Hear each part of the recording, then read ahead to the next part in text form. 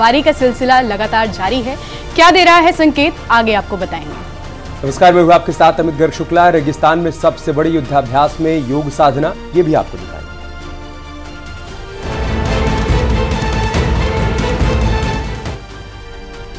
पीलीभीत से एक ऐसा मामला सामने आया है जहां एक गांव में शादियां होने में बड़ी दिक्कतें आ रही हैं। आखिर इसके पीछे वजह क्या है, इस रिपोर्ट में देखिए।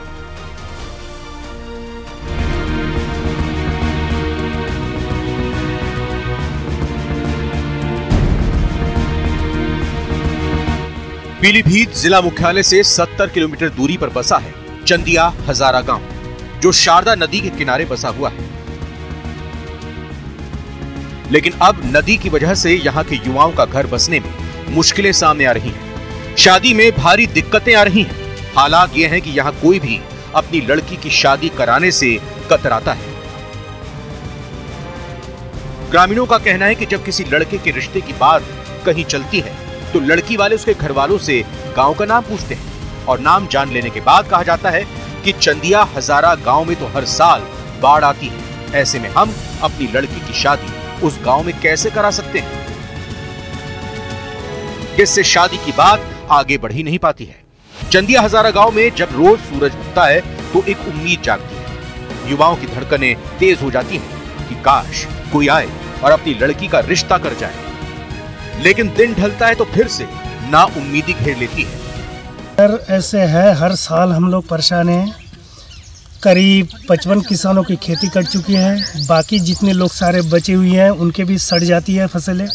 ना हम घर बना पाते हैं, ना मकान बना पाते हैं। लड़के शादी करने बाहर कहीं जाते हैं तो कह रहे हैं उस क्षेत्र में लड़की हमें देना नहीं है क्योंकि बाढ़ पीड़ित इलाका है। लोग वहाँ देंगे तो हमारे लड़की भी बह जाएंगे। हमारे गांव की यही परिस्थिति है। ले गए और कोई शादी भी करना नहीं चाह रहे कि इस गांव में कोई शादी के लायक हो देने की। ग्रामीणों का कहना है कि कई सालों से गांव की दिनचर्या बदली हुई है। बरसात के दिनों में घरों में पानी भरा रहता है। कई मकान तो लहरों की भेंट भी चढ़ चुके हैं। मिट्टी के कटान की वजह से सैकड़ों एकड़ जमीन बह जाती है। ऐसे में लड़कों के रिश्ते भी नहीं हो पा रहे, जो युवाओं के लिए एक बड़ी समस्या बन गई है। कोई हमारे भाई या हमारे रिश्ते में किसी का अगर शादी लड़कों का करना हो तो जब हम रिश्ता लेके जाते हैं तो वहाँ से एक दाग फिर से वही सुनाई देता है कि भाई आप तो चंदिया हजारा के रहने वाले हैं, यहाँ तो बाढ़ ही रहता हमेशा। वहाँ किसी प्रकार का कोई विकास नहीं है, किसी प्रकार का कोई खाने पीने का सलीका नहीं है वहाँ पे। कहा जाता है कि चंदिया हजारा गांव में बंगाली समाज के ज्यादा लोग रहते हैं। बंगाली समाज को तत्कालीन सरकार ने साल 1969 और 1970 के समय बसाया था, जो बांग्लादेश से यहाँ पर आए थे। लेकिन शारदा नदी में हर साल बारिश के मौसम में विकराल रूप हो जाता है। अब कुदरत के सामने भला किसका जोर चलता है, जहाँ भी हर साल बारिश के समय नदी का जल स्तर बढ़ जाता है। हर साल बरसात होते ही यहाँ दहशत बढ़ जाती है, क्योंकि लहरें अपना रौद्र रूप दिखाने को आमादा रहती हैं। ऐसे में यहाँ के लोगों की प्रशासन से मांग है कि नदी का रास्ता मोड़ने पर जल्दी से जल्दी काम शुरू किया जाए। पीलीभीत से न्यूज़ 18 के लिए सैयद कयाम रजा की रिपोर्ट। फरवरी बीत गई, मार्च आ गया, लेकिन पहाड़ों पर बर्फबारी का सिलसिला लगातार जारी है। मौसम का चक्र पूरी तरह से बदल चुका है। आखिर कब तक पहाड़ों पर मौसम का ऐसा ही मिजाज देखने को मिलेगा, देखिए रिपोर्ट।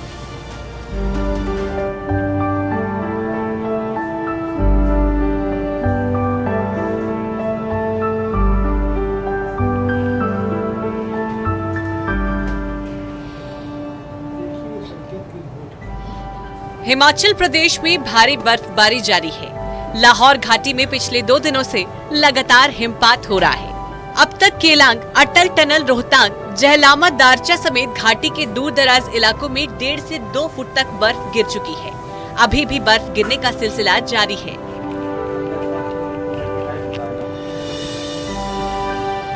लगातार हो रही बर्फबारी के चलते केलांग मनाली नेशनल हाईवे 3 में आवाजाही बंद हो गई है। बर्फबारी के चलते प्रशासन ने लाहौर, स्पीति और उदयपुर उपमंडल के अंतर्गत आने वाले सभी स्कूल कॉलेज बंद कराए गए हैं। प्रशासन ने लोगों को गैर जरूरी यात्रा करने से बचने को कहा है। लोगों को सुरक्षित जगहों पर रहने की सलाह दी है।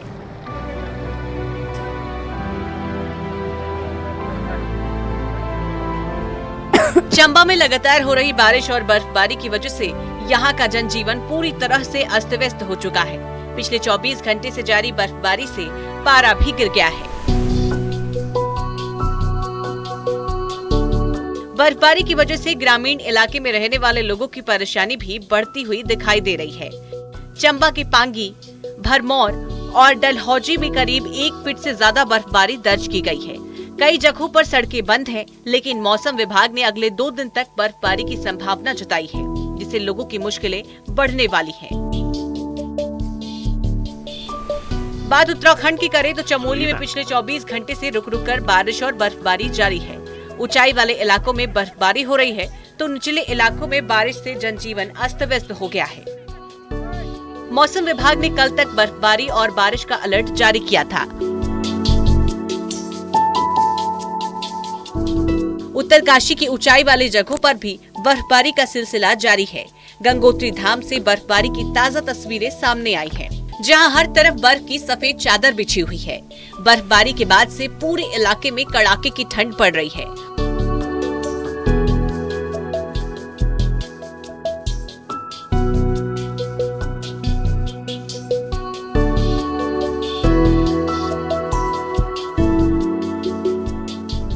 उत्तरकाशी के धराली में भी हिमवर्षा जारी है।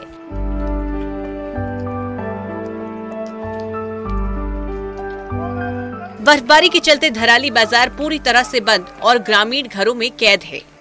धराली में गंगोत्री हाईवे पर बर्फ की चादर जम चुकी है, जिसकी वजह से गंगोत्री हाईवे पूरी तरह से बंद हो गया है।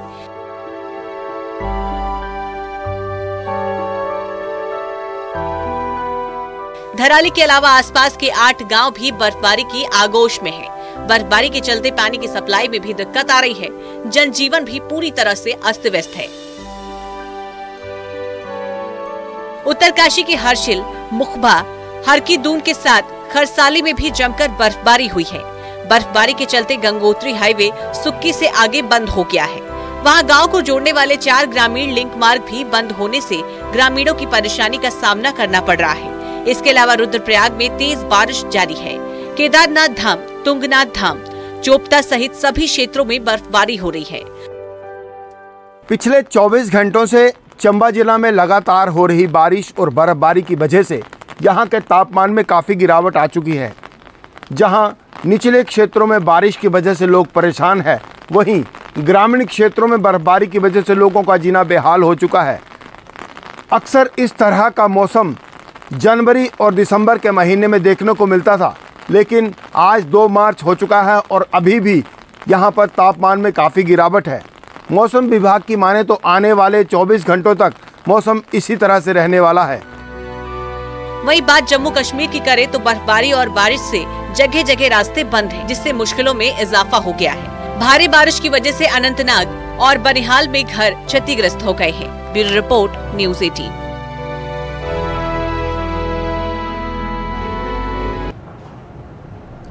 पोखरण में भारतीय सेना और Japan ground self defence force के बीच 9 मार्च तक चलने वाले युद्धाभ्यास के बीच मुख्य आकर्षण योग का अभ्यास हो रहा है। एक तरफ जवान रेगिस्तान में दमखम दिखा रहे हैं, तो दूसरी तरफ शारीरिक और मानसिक स्वास्थ्य के लिए योग का सहारा भी ले रहे हैं।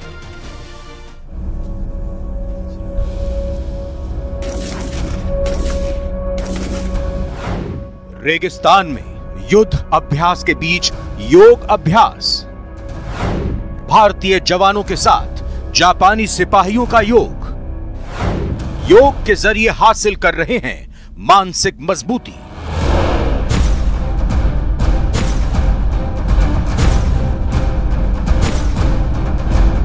राजस्थान की रेतीली जमीन पर भारतीय सेना और जापानी फौजी एक साथ मिलकर युद्धाभ्यास कर रहे हैं, लेकिन इस बीच जापानी सिपाहियों को योग करते कुछ तस्वीरें भी सामने आई हैं, जहां युद्ध के मैदान में पराक्रम दिखाने वाले जापानी फौजी बेहद शांत मुद्रा में नजर आ रहे हैं। 25 फरवरी से पोखरण में शुरू हुआ भारतीय और जापानी सेना के बीच संयुक्त अभ्यास धर्म गार्जियन का 5वां संस्करण 9 मार्च तक चलेगा।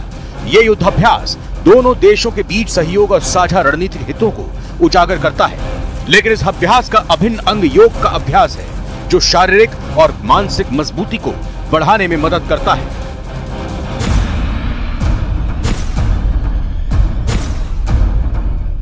भारतीय और जापानी सेना के बीच संयुक्त युद्ध अभ्यास धर्म गार्जियन वार्षिक सैन्य अभ्यास है, जिसका आयोजन वैकल्पिक रूप से भारत और जापान में किया जाता है, जिसमें दोनों देशों की टुकड़ी में 40-40 जवान हिस्सा ले रहे हैं। युद्ध के हालातों में दुश्मन से कैसे निपटना है और उसके लिए क्या रणनीति होनी चाहिए, उसी को ध्यान में रखते हुए दोनों देशों के जवान हुंकार भर रहे हैं। जापानी दल का प्रतिनिधित्व 34वीं इन्फेंट्री रेजिमेंट के सैनिकों के जरिए किया जा रहा है, जबकि भारतीय सेना दल का प्रतिनिधित्व राजपूताना राइफल्स की एक बटालियन के जरिए किया जा रहा है। दोनों देशों की सेनाओं के बीच अभ्यास का उद्देश्य सैन्य सहयोग को बढ़ावा देने के साथ फिटनेस पर फोकस करना भी होता है।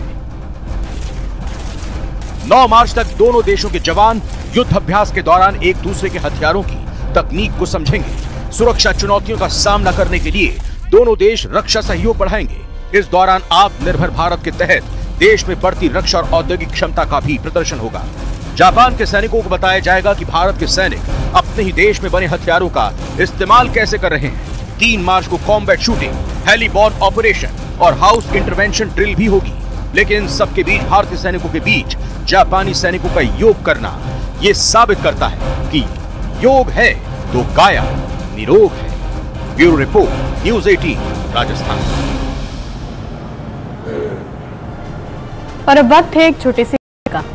जल्द लौटेंगे कुछ और खबरों के साथ। आप बने रहिए और देखते रहिए न्यूज़ 18 उत्तर प्रदेश।